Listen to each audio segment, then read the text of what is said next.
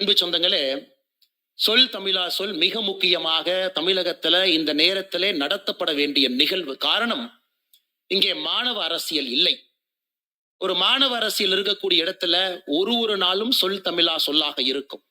கல்லூரியில் ஆக்ரோஷமா பேசுவாங்க. ஒரு மாணவர் சங்க தேர்தல் நடக்கும் பொழுது ஆக்ரோஷமாக இருக்கும். அங்கிருந்து அடுத்த கட்ட தலைவர்கள் கிடைப்பாங்க. அரசியலுக்கு மட்டுமில்லை, அரசியல் என்பது ஒரு பரிணாமம். அவர்கள் எந்த துறைக்கு சென்றாலும் கூட அந்த மாணவ பருவத்துல, குறிப்பாக கல்லூரிகள்ல மிகச் சிறப்பாக பேசக்கூடியவர்கள், ஆர்குமெண்டேட்டிவ், தான் சொல்லக்கூடிய கருத்தை வலிமையாக சொல்லக்கூடியவர்களை ஒரு கல்லூரி தயார் செய்து வெளியே அனுப்பும்.